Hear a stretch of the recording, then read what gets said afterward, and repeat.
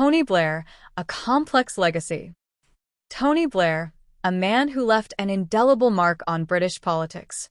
As the leader of the Labour Party and Prime Minister from 1997 to 2007, his time in office was marked by significant achievements and deep controversies. But who is the man behind the headlines? In this documentary, we explore the life, career, and enduring legacy of Tony Blair. Anthony Charles Linton Blair was born on May 6, 1953, in Edinburgh, Scotland. The second of three children, Blair's early life was shaped by his father's political ambitions and his family's middle-class values.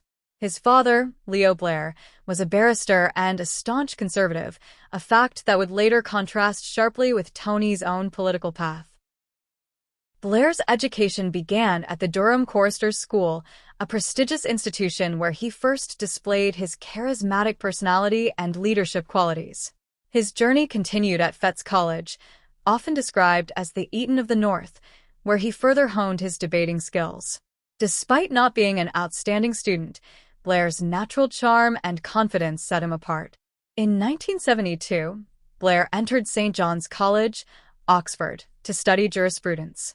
It was here that he became involved in student politics, though not as actively as some might expect from a future prime minister. The 1960s and 70s were times of significant social change, and Blair was influenced by the spirit of the age, which combined idealism with a sense of personal responsibility. While at Oxford, Blair also experienced a spiritual awakening, influenced by a close relationship with a fellow student, Peter Thomson, who introduced him to Christian socialism. It was during this time that Blair met Sherry Booth, a fellow law student who would later become his wife and a significant influence throughout his career. After graduating from Oxford, Blair trained as a barrister, following in his father's footsteps. However, his passion for politics soon took precedence. By the early 1980s, he was actively seeking a parliamentary seat, determined to make his mark in British politics. In 1983, Blair won the seat for Sedgefield in the northeast of England, marking the beginning of his political career. He joined the Labour Party at a time when it was struggling with internal divisions and an image problem. Under the leadership of Michael Foot, the party was seen as too left-wing, which led to a landslide defeat in the 1983 general election. Blair quickly positioned himself as part of the Labour Party's modernising wing, alongside figures like Gordon Brown.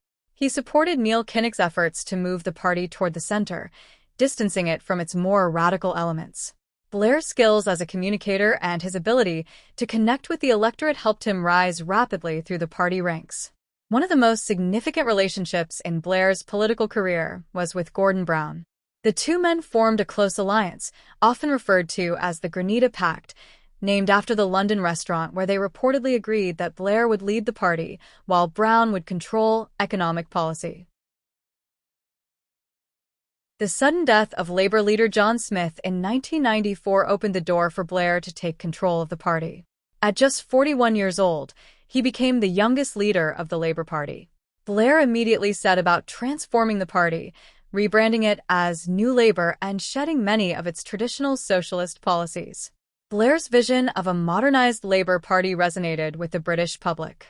In the 1997 general election, he led Labour to a historic landslide victory, ending 18 years of Conservative rule. Blair became the youngest British Prime Minister since 1812, and his government promised a new era of reform and modernization. Blair's government pursued a centrist economic policy, known as the Third Way, which sought to balance free market capitalism with social justice. The UK economy experienced sustained growth during his tenure, and Blair was credited with maintaining low inflation and high employment.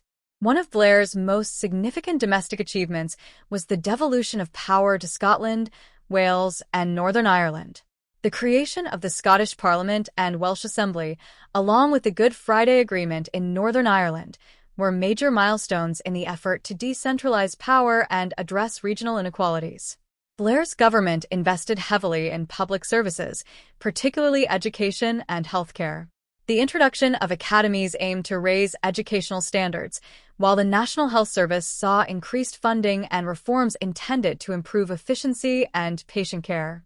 Blair's administration also implemented significant social policies, including the introduction of the minimum wage, the Human Rights Act, and reforms to the criminal justice system. These policies were aimed at reducing poverty and promoting social inclusion.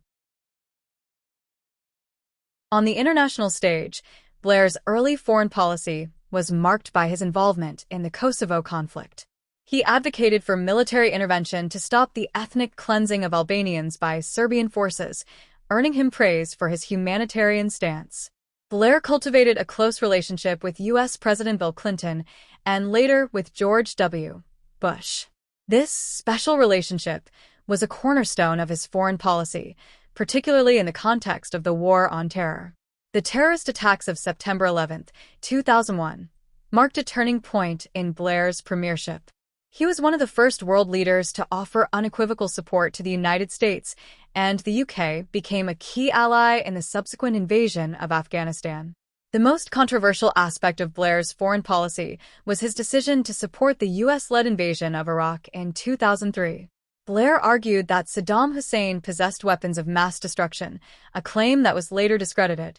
The war and the subsequent occupation of Iraq led to widespread criticism and damaged Blair's reputation both at home and abroad. As the Iraq War dragged on, Blair's popularity began to wane. Within the Labour Party, there were growing calls for him to step down in favor of Gordon Brown.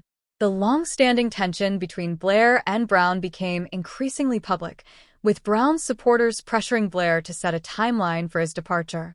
Despite the controversies surrounding his foreign policy, Blair's government continued to push through significant domestic reforms. However, by 2005, the public's enthusiasm for New Labour was fading. The 2005 general election saw Labour's majority reduced, though Blair remained in power.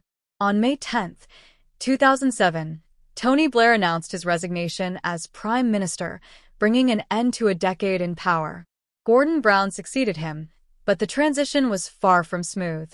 Blair's legacy was immediately subject to intense debate, with his achievements in domestic policy overshadowed by the Iraq War. After leaving office, Blair was appointed as the Middle East Quartet's special envoy, a role in which he attempted to broker peace between Israel and Palestine. His efforts met with mixed success, but Blair remained an influential figure in international diplomacy. In 2016, Blair founded the Tony Blair Institute for Global Change, focusing on governance, development, and combating extremism. The institute has played a significant role in advising governments around the world on policy and reform. Blair's post-political career has not been without controversy. His financial dealings and consultancy work for foreign governments have attracted criticism. However, he remains a vocal advocate for centrist politics and has often spoken out on issues such as Brexit and global inequality. Tony Blair's legacy is a complex one. He transformed the Labour Party, modernized British politics, and implemented significant domestic reforms. Yet, his reputation is forever marred by the Iraq War, a decision that continues to divide opinion. As we reflect on Blair's life and career, one thing is clear: his impact on British and global politics is undeniable, and his story is far from over. Thank you for joining us on this journey through the life of Tony Blair. If you enjoyed this documentary and want to learn more about influential figures in history, be sure to subscribe to our channel and click the notification bell to stay updated on our latest documentaries. We appreciate your support. Thanks for watching.